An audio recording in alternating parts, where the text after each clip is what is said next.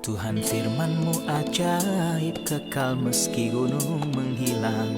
Tiada huruf yang gagal, tak terpatahkan siasat. Hidup seperti-Mu ya Allah, lebih dari emas. Aku bersaksi kitab-Mu, kitab yang suci. Mendengarkan firman-Mu, hibur hati yang luka. Terangilah langkahku kemanapun ku pergi. Biarkanlah firman-Mu berkuasa atasku. Ubahkanku, bebaskanku, ku mau menyenangkan-Mu. Salam jumpa pemirsa terkasih, saya menyambut Anda sekalian dimanapun Anda berada dalam episode yang terbaru program studi harian kita Semua Kitab Suci. Dalam pembelajaran ini, kita masih mempelajari kitab Yehezkiel, salah satu kitab nabi-nabi utama dalam perjanjian lama. Dan kita telah mencapai pasal 39 dan 40. Pada episode sebelumnya, kita telah menyelesaikan pasal 38 yang merujuk kepada Gog. Dan kita telah mempelajari bahwa dia adalah episode terakhir dalam rangkaian musuh yang akan datang melawan tanah nubuat, tetapi Tuhan akan menghakimi mereka sebelum kerajaan 1000 tahun yang penuh sukacita. Hari ini mudah-mudahan kita akan berbicara tentang cara menghakimi musuh ini. Kemudian kita akan mulai membahas apa yang disebut Bait Allah 1000 tahun yang akan dibangun dalam kerajaan 1000 tahun di bawah pemerintahan Kristus sebagai Raja. Untuk memulai izinkan saya untuk menyambut tamu kehormatan di studio, seorang hamba Tuhan, Saudara Yosef Riyad. Selamat datang Saudara Yosef. Terima kasih Saudara Riyad. Kami juga menyambut hadirin di studio, selamat datang. Kita akan memulai pembelajaran sesaat lagi, jadi tetaplah bersama kami.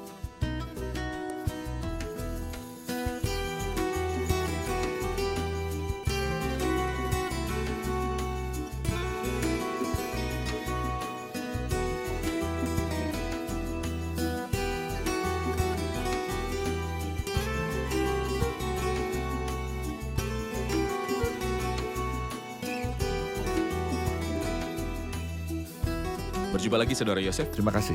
Kita sudah mempelajari pasal 39 dan 40, dan saya perlu Anda untuk memberikan judul untuk pasal 39. Pasal 39 adalah kelanjutan dari pasal 38 yang mencakup nubuatan tentang Gog. Dia telah dihakimi pada pasal sebelumnya, tetapi pasal ini membahas dua hal lain yang tidak disebutkan di dalam pasal sebelumnya. Pertama, bangsa itu akan keluar dan membakar senjata-senjata dan memanfaatkannya sebagai bahan bakar selama 7 tahun. Kedua, selama 7 bulan mereka akan menguburkan banyak mayat dari kerumunan yang akan mati.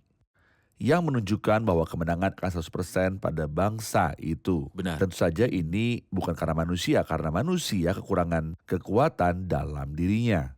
Tetapi karena Tuhanlah yang akan membela mereka. Ketika dia berkata bahwa mereka akan membakar senjata-senjata selama 7 tahun, ini berarti keberlimpahan mesin perang dan senjata.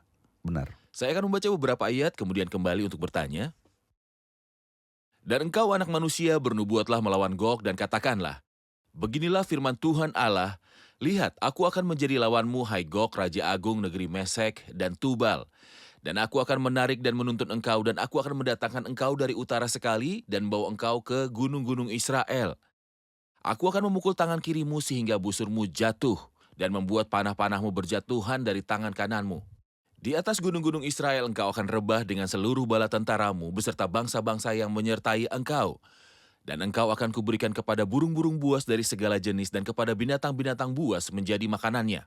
Engkau akan rebah di padang sebab aku mengatakannya, demikianlah firman Tuhan Allah. Aku mendatangkan api ke atas Magog dan ke atas orang-orang yang diam di daerah pesisir, dengan aman tentram dan mereka akan mengetahui bahwa akulah Tuhan. Dan aku akan menyatakan namaku yang kudus di tengah-tengah umatku Israel. Dan aku tidak lagi membiarkan namaku yang kudus dinajiskan. Sehingga bangsa-bangsa akan mengetahui bahwa akulah Tuhan yang maha kuasa di Israel. Tuhan memanggil Gog untuk datang, kemudian berbicara tentang cara dia akan menghakiminya. Di mana mayat-mayat musuh-musuh ini akan dimakan oleh burung pemangsa dari segala jenis dan binatang-binatang di padang. Mohon berikan komentar tentang hukuman Tuhan dengan cara ini. Baik, saya bisa katakan bahwa pasal 39 membahas tentang kedaulatan mutlak Tuhan dalam penghakiman. Sama seperti pasal 36 yang membahas tentang kedaulatan mutlak Tuhan dalam pemulihan. Dan bagi umatnya di bumi akan ada pemulihan seperti yang telah kita baca dalam pasal 36. Ada juga akan melihat bahwa dalam pasal 36 dia berkata kepada mereka, beginilah firman Tuhan Allah, bukan karena kamu aku bertindak hai kaum Israel, tetapi karena namaku yang kudus yang kamu najiskan di tengah bangsa-bangsa di mana kamu datang. Jadi Tuhan akan bekerja dengan kedaulatannya yang mutlak untuk memulihkan bangsa ini demi namanya yang kudus. Kita melihat ide yang sama tapi dengan cara yang berlawanan di pasal 39. Ya, Bukan kedaulatan Tuhan dalam pemulihan, melainkan dalam penghakiman. Dia berkata dalam ayat 7, dan aku akan menyatakan namaku yang kudus di tengah-tengah umatku Israel, dan aku tidak lagi membiarkan namaku yang kudus dinajiskan. Sehingga bangsa-bangsa akan mengetahui bahwa akulah Tuhan yang maha kudus di Israel. Frase ini diulang beberapa kali. Kita baca di akhir pasal sebelumnya, pasal 38. Aku akan menunjukkan kebesaranku dan kekudusanku dan menyatakan diriku di hadapan bangsa-bangsa yang banyak dan mereka akan mengetahui bahwa akulah Tuhan. Di sini ide yang sama diulang sehingga bangsa-bangsa akan mengetahui bahwa akulah Tuhan yang maha kudus di Israel. Jadi Tuhan baik melalui penghakiman sesuai dengan pasal 39 atau melalui pemulihan sesuai dengan apa yang kita baca di pasal 36, akan menyatakan dirinya bahwa dia adalah Tuhan. dia menyatakan dirinya bahwa dia adalah Tuhan bagi umatnya dan juga tidak akan membiarkan namanya yang kudus dinistakan Benar. lagi. Benar. Kami perlu komentar Anda tentang ayat-ayat yang dimulai dari pasal 11, terutama karena mereka berbicara tentang tempat penguburan yang akan diberikan kepada musuh ini. Kita harus berusaha untuk memahami isu mengenai Gog dan Alkitab tidak menyebutkan semua musuh dalam satu pasal sehingga kita bisa tahu siapa yang akan datang pertama dan siapa yang akan datang kedua. Namun mereka tersebar di seluruh Alkitab dalam bahasa Yesaya sebab harus ini, harus itu, mesti begini, mesti begitu. Ya, Kita harus berusaha dan membandingkan bagian-bagian kitab suci yang berbeda satu sama lain untuk mengetahui Ya. kisah dari Gog dan Magog. Kita dapat menyimpulkan bahwa Gog dan Magog tidak akan datang selama periode 7 tahun, tetapi setelah Tuhan tampil dan setelah umatnya kembali ke tanah air. Mereka akan maju melawan bangsa yang tenang yang tinggal dengan aman di tanah desa-desa tanpa tembok. Ini akan terjadi ketika Tuhan memulihkan pembuangan umatnya. pada saat itu Tuhan akan menghakimi musuh-musuh Semua sebelumnya. musuh akan telah dihakimi dan mereka akan menjadi musuh terakhir yang dihakimi. Kami ingin mengingatkan pemirsa tentang musuh-musuh sebelumnya yang akan dihakimi. Benar. Ada binatang Roma, pemimpin Eropa, dan ada juga nabi palsu, pemimpin yang akan muncul dari tanah Israel. Tepat. Ada Raja Utara Asyur dan juga Raja Selatan. Inilah pihak-pihak dalam konflik dalam peperangan terakhir. Selain mereka yang akan datang dari timur, Oke. tidak ada yang akan tidak terlibat dalam peperangan. Semua akan terlibat. Mazmur 2 berkata, mengapa rusuh bangsa-bangsa, mengapa suku-suku bangsa mereka-reka perkara yang sia-sia. Raja-raja dunia bersiap-siap dan para pembesar bermufakat bersama-sama. Pemenuhan awal ini terjadi di salib, tetapi pemenuhan akhirnya akan terjadi pada saat kedatangan Kristus. Di salib, raja-raja bumi baik Herodes maupun Pilatus berunding melawan Kristus, tetapi pada kedatangan Kristus secara harafiah semua raja di bumi akan melakukannya. Kita membaca tentang musuh ini dalam Mazmur 46. Sungguh luar biasa bahwa jika Anda membandingkan Mazmur 44, 45, dan 46, Anda akan melihat sesuatu yang sangat penting.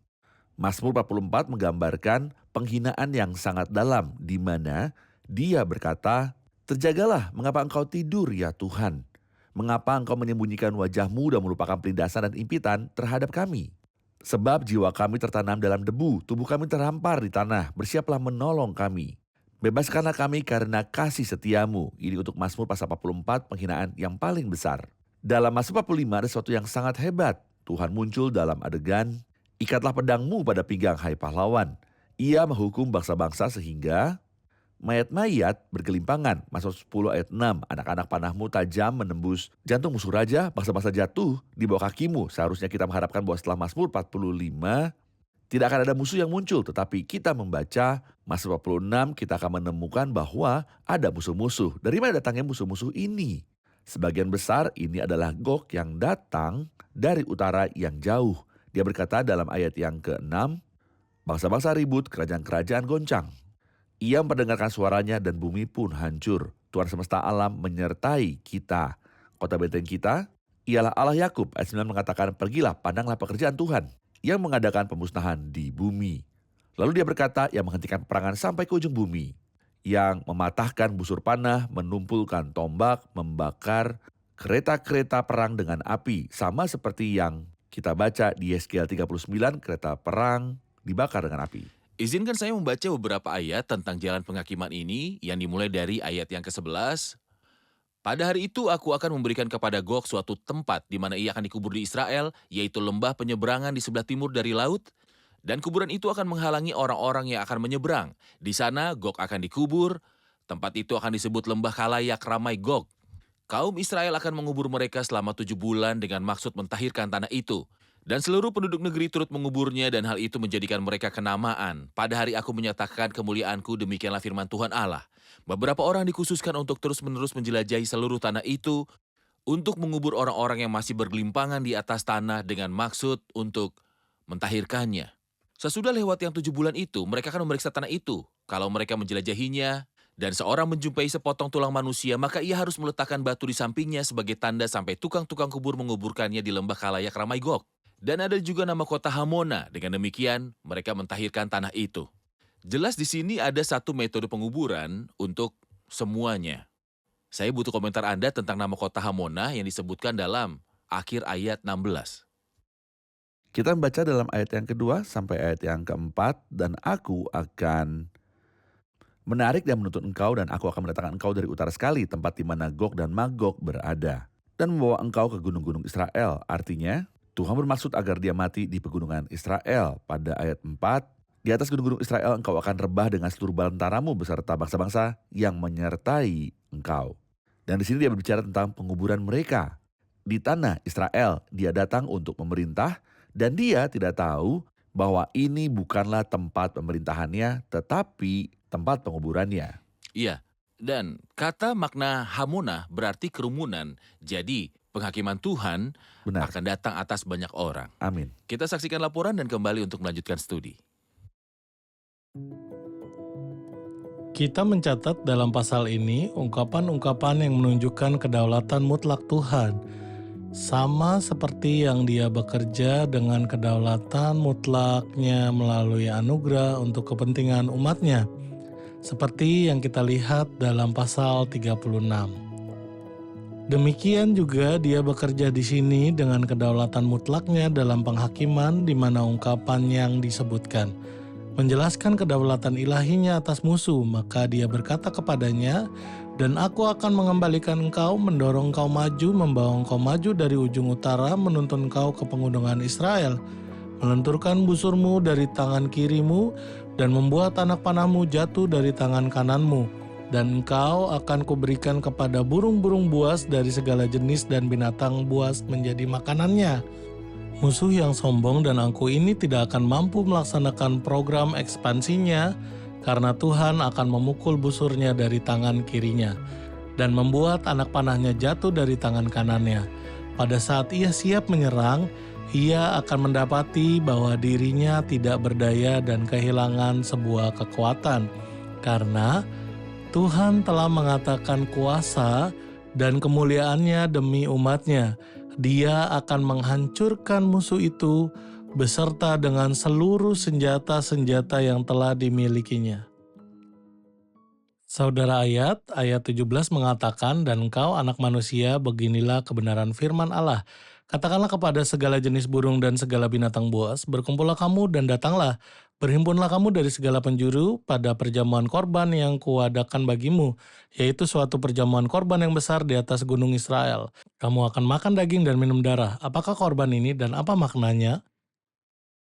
Saudara Yosef, mohon penjelasan tentang makna korban yang mengundang segala jenis burung dan binatang di padang. Kita memperhatikan bahwa ungkapan ini diulang 4 kali di dalam Alkitab. Dalam Yesaya 34, Yeskiel 39, dan Zefania 1. Dan di kitab Wahyu pasal 19. Dalam Yesaya 34, misalnya kita membaca tentang pengorbanan ini.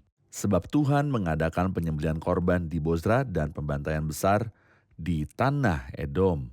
Dan di sini kita membaca tentang pengorbanan. Dalam Zefania 1 ayat 7 dan 8, ia juga berbicara tentang pengorbanan. Dan Wahyu 19. Dan akhirnya dalam Wahyu 19 ada pengorbanan. Apa intinya? Dia mengingatkan kita dengan apa yang disebutkan dalam Yesaya 1. Jika kamu menurut dan mau mendengar, maka kamu akan makan hasil baik dari negeri itu. Tetapi jika kamu melawan dan memberontak, maka kamu akan dimakan oleh pedang. Artinya Anda tidak dapat bersikap netral terhadap pesan keselamatan yang kami sampaikan melalui Injil. Entah Anda menerimanya sehingga Anda akan menikmati bukan hanya kebaikan tanah tapi juga kebaikan kekekalan. Atau Anda menolaknya dan Anda sendiri akan menjadi korban dan akan dimakan. Korban. Siapa yang akan makan? Burung-burung dan binatang buas. Kita memperhatikan bahwa dalam kitab Wahyu, undangan hanya ditujukan kepada burung-burung di Burung-burung. langit. Di sini tampaknya jumlahnya sangat besar dan burung-burung saja tidak cukup sehingga dia memanggil binatang buas dan burung-burung karena mereka datang dalam jumlah besar. Berpikir bahwa mereka akan memiliki segalanya, tetapi dengan sedih, tanah dan gunung-gunung Israel akan menjadi kuburan mereka. Benar. Jadi korban itu mengacu pada pembalasan. Ya. Siapapun yang menolak korban Kristus akan disembelih dalam perjamuan korban. Benar. Di mana burung-burung di langit dan binatang buas di bumi diundang Ya. untuk memakan Benar. mereka yang telah dihakimi. Benar. Bagaimana Tuhan akan memulihkan umatnya menurut ayat-ayat mulai dari 25 sampai kepada akhir pasal itu? Ini adalah hal yang luar biasa bahwa bahkan di tengah-tengah penghakiman, Tuhan senang berbicara mengenai berkat. Penghakiman tetap menjadi pekerjaannya yang aneh. Sementara pekerjaan favoritnya yang paling ia cintai adalah memberkati. Karena ayat-ayat ini berkata, oleh sebab itu beginilah firman Tuhan Allah, sekarang aku akan memulihkan keadaan Yakub dan akan menyayangi seluruh kaum Israel dan cemburuku timbul untuk mempertahankan namaku yang kudus. Tuhan masih sangat prihatin terhadap namanya yang kudus yang telah mereka najiskan. Kemudian bagian yang indah ini diakhiri dengan mengatakan, aku tidak lagi menyembunyikan wajahku terhadap mereka. Kalau aku mencurahkan rohku ke atas kaum Israel, demikianlah firman Tuhan Allah. Mazmur 104 ayatnya yang ke-29 mengatakan tentang binatang dan hewan. Apabila engkau menyembunyikan wajahmu, mereka Mati terkejut. binasa. Jika binatang tidak bisa bertahan sehingga Tuhan menyembunyikan wajahnya terhadap mereka, apa yang akan dilakukan manusia? Jadi dia berkata di sini, aku tidak lagi menyembunyikan wajahku terhadap mereka. Saya percaya bahwa setiap keinginan yang saleh adalah angkatlah cahaya wajahmu atas kami, Cahaya wajahmu. ya Tuhan. Ada banyak orang yang berkata, siapa yang akan menunjukkan kepada kita kebaikan? Kita tidak cari kebaikan di dunia.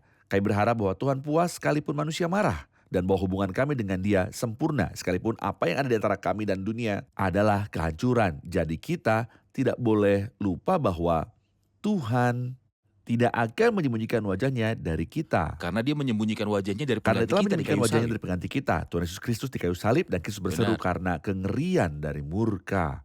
Allahku, Allahku, mengapa engkau meninggalkan aku? Saudara Yosef, kita akan mulai mempelajari pasal 40 sekarang dan kita akan membahasnya lebih lanjut dalam episode berikutnya jika Tuhan menghendaki.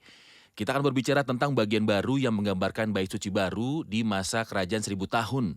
Sebelum kita masuk ke dalam detailnya, saya membutuhkan Anda untuk menjelaskan tahapan-tahapan bait suci dan pembangunannya, bait Salomo, lalu bait Zerubabel, dan seterusnya, sehingga kita bisa mencapai bait suci pada kerajaan 1000 tahun.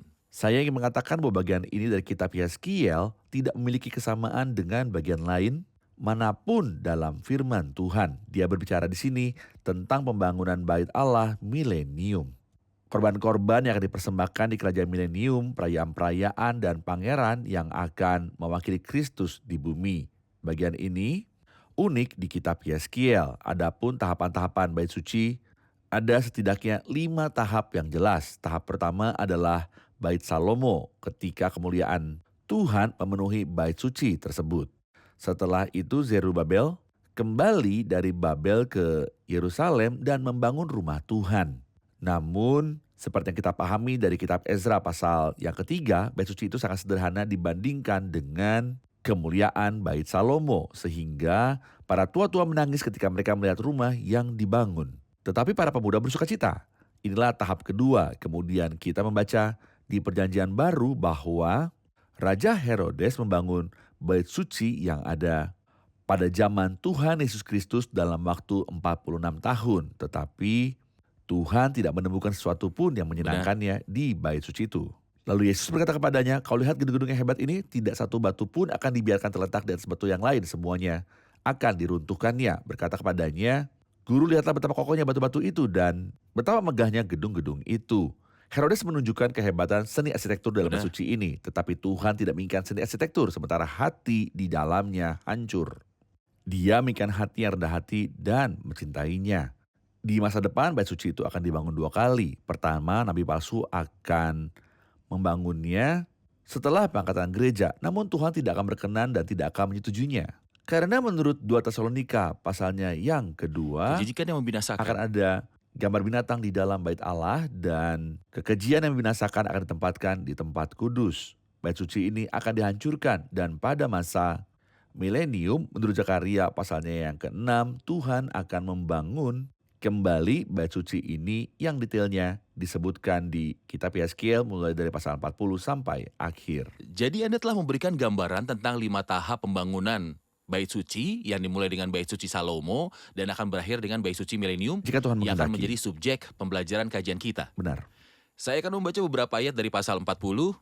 Dalam tahun ke-25 sesudah pembuangan kami, yaitu pada permulaan tahun pada tanggal 10 bulan itu, dalam tahun ke-14 sesudah kota itu ditaklukkan, pada hari itu juga kekuasaan Tuhan meliputi aku dan dibawanya aku dalam penglihatan-penglihatan ilahi ke tanah Israel dan menempatkan aku di atas sebuah gunung yang tinggi sekali. Di atas itu di hadapanku ada yang menyerupai bentuk kota.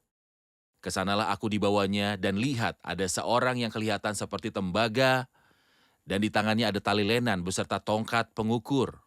Dan ia berdiri di pintu gerbang. Orang itu berbicara kepadaku, "Hai anak manusia, lihatlah dengan teliti dan dengarlah dengan sungguh-sungguh dan perhatikanlah baik-baik segala sesuatu yang akan kuperlihatkan kepadamu. Sebab untuk itulah engkau dibawa kemari supaya aku memperlihatkan semuanya itu. Beritahukanlah segala sesuatu yang kulihat kepada kaum Israel." Mengapa disebutkan di awal pasal 40, dia mendefinisikan tanggal tersebut? Faktanya sangat menarik bahwa menurut tanggal yang ditentukan, nubuatan ini bukanlah nubuatan terakhir secara kronologis dalam kitab Yeskiel, tetapi disebutkan di bagian akhir.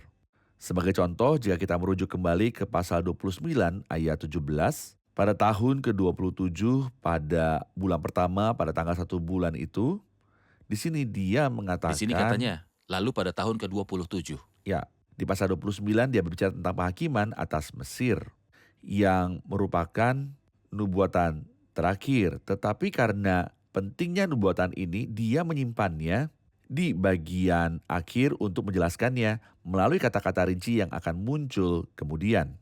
Nubuatan ini bukanlah yang terakhir secara kronologis, tetapi diletakkan di akhir karena kepentingannya yang khusus. Anda merujuk pada beberapa tanggal di kitab Yeskiel dan mengatakan bahwa meskipun tanggal-tanggal itu tidak turut secara Benar. historis, namun Sebuah konsep mengandung sebuah moral. konsep moral. Benar. Saya pikir ini adalah referensi terakhir karena dia akan berbicara tentang bait suci yang merupakan akhir Tepat, dari itulah akhir garis dari moral. moral.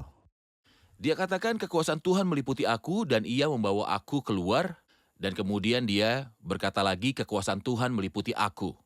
Sebenarnya pertama kali kita membaca tentang tangan Tuhan adalah di pasal 1 ayat 3. Dan terakhir kali adalah di sini. Ungkapan ini disebutkan dalam kitab Yeskiel sebanyak 7 kali. Ketujuh kali itu dimulai di pasal pertama ayat yang ketiga dan berakhir di pasal 40 ayat yang kedua. Sebenarnya tangan Tuhan ada padaku adalah ungkapan yang indah karena tempat tangan Tuhan yang menyertai dan ada di atas kita tidak dapat berbuat apa-apa. Tangannya atas kita bukan untuk menghukum. Bukan untuk penghukuman. Itu seperti ungkapan bahwa Nehemia mengatakan betapa murahnya tangan Allahku yang melindungi aku. Artinya dia memberi saya menurut tangan baik Allah saya atas saya. Sungguh menyenangkan bahwa tangan Tuhan menyertai kita setiap kali kita melakukan sesuatu. Terkadang saya bisa melakukan segala sesuatu sendiri, tetapi sebenarnya saya merasa terganggu karena saya tidak ingin melakukan apapun sendirian. Rasul Paulus berkata bekerja sama dengan dia. Hal terbesar bukanlah bahwa kita bekerja bersama, tetapi bahwa kita bekerja bersama dengan Allah. Pada kenyataannya sangat penting untuk merasakan bahwa Tuhan menyertai Anda dan bahwa Anda bekerja sama dengan Baik, Allah. kita akan menerima pertanyaan terakhir hadirin. Pasal 47 ayatnya yang ketiga, kesanalah aku dibawanya dan lihat ada seseorang yang kelihatannya seperti tembaga dan di tangannya ada tali lenan beserta tongkat pengukur dan ia berdiri di pintu gerbang. Siapakah orang yang berpenampilan seperti tembaga? Siapakah yang dimaksud dengan dia? Silakan Saudara Yosef. Sebenarnya orang ini melambangkan Roh Kudus yang akan menunjukkan kepada Yeskiel hal-hal yang kemudian akan disampaikan di Yeskiel kepada rumah Israel. Menurut ayat yang keempat, saya bisa melihat dalam dirinya sebuah gambaran dari Roh Kudus. Ada 7 pribadi tanpa nama dalam Perjanjian Lama dan Perjanjian Baru yang merujuk pada Roh Kudus. Pribadi pertama ada pada Kejadian pasal 24, yaitu hamba Abraham yang diutus oleh Bapa untuk membawa seorang mempelai bagi anak. Dia adalah gambaran dari Roh Kudus. juga bendahara rumah Yusuf yang berurusan dengan saudara Yusuf. Sebuah gambaran dari cara Roh Kudus berurusan dengan sisa umat Allah pada masa kesengsaraan besar. Ini juga merupakan simbol dari Roh Kudus. Hamba yang bertanggung jawab atas para Dalam permanen kitab dalam kitab Rut. Dalam kitab Rut juga melambangkan Roh Kudus yang mengamati dengan baik siapa yang masuk dan siapa yang keluar, siapa yang bekerja dan siapa yang tidak. Ini juga sebuah gambaran dari Roh Kudus. Di sini kita melihat gambaran keempat dari Roh Kudus. Ada 3 pribadi dalam Perjanjian Baru dalam Injil Lukas. Yang pertama adalah hamba kepada siapa tuan rumah berkata, paksa orang untuk masuk. Sebuah gambar dari Roh Kudus, sesuatu yang bisa memaksa. Kemudian wanita yang mencari koin yang hilang adalah gambaran dari Roh Kudus. Akhirnya pria yang membawa kendi air. Saya ingin menyoroti sebuah pelajaran bagi kita bahwa orang ini yang membimbing Yeskiel untuk menunjukkan kepadanya bait suci 1000 tahun adalah gambar dari Roh Kudus tentang siapa yang dikatakan dalam Efesus pasal 3. Meneguhkan kamu oleh rohnya di dalam batinmu sehingga kamu bersama-sama dengan segala orang kudus dapat memahami betapa lebarnya dan panjangnya dan tingginya dan dalamnya kasih Kristus. Mengapa Roh Kudus datang dari surga dan tinggal dalam hati kita untuk menyatakan kepada kita hal-hal yang berhubungan dengan rumah Allah. Di sini orang itu menunjukkan kepada Yeskiel rincian tentang rumah Allah, tetapi tidak ada berhubungan dengan rumah duniawi ini. Roh Kudus menyatakan kepada kita rumah besar yang akan bertahan selamanya, yaitu gereja dan kemuliaan-kemuliaan gereja. Baik, terima kasih Saudara Yosef. Tuhan berkati Kita Anda. telah di akhir episode, kiranya Tuhan memberkati Anda.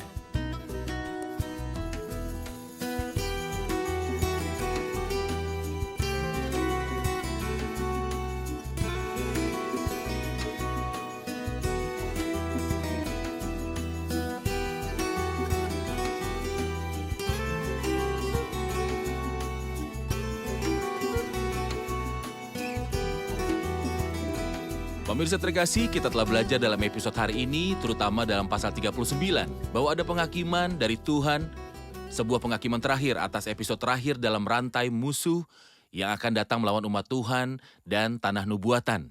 Penghakiman ini tercermin dalam penghakiman atas Gog oleh Tuhan, dan kita telah belajar bahwa dalam penghakiman ini Tuhan akan melakukan pembantaian dan mengundang burung-burung di udara dan binatang-binatang di padang hingga umat Tuhan akan menghabiskan 7 tahun untuk membakar senjata dan peralatan perang milik dari musuh ini. Dan mereka akan menghabiskan 7 bulan untuk mengubur tubuh-tubuh dari mereka yang tewas dalam perang ini. Dan kita juga telah belajar bahwa mulai dari pasal yang ke-40, dia akan menggambarkan bait suci 1000 tahun yang akan dibangun oleh Tuhan sendiri sebelum dimulainya kerajaan 1000 tahun. Dan ini adalah tahap kelima pembangunan dari bait suci setelah pertama kali dibangun pada zaman Salomo, kemudian oleh Zerubabel dan mereka yang kembali dari pembuangan, kemudian oleh Herodes yang sejaman dengan hari-hari Kristus. Setelah pengangkatan gereja, bait suci akan dibangun dalam ketidakpercayaan dan akan digunakan untuk penyembahan berhala, kemudian akan dihancurkan dan dibangun kembali dalam tahap kelima dan terakhir. Menurut kitab Yeskiel, bait suci 1000 tahun. Jika Anda ingin mengetahui lebih banyak tentang rincian bait suci 1000 tahun, pembangunannya, dan juga bagaimana bentuk dari bait sucinya, bergabunglah dengan saya dalam episode berikutnya di mana kita akan membahas lebih rinci tentang dimensi dan pembangunan bait suci dalam kerajaan 1000 tahun. Pemirsa terkasih, sampai jumpa di episode selanjutnya. Kiranya Tuhan besertamu.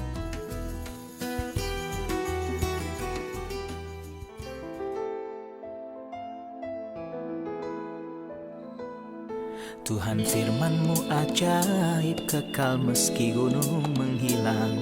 Tiada huruf yang gagal, tak terpatahkan siasat. Hidup seperti-Mu ya Allah, lebih dari emas.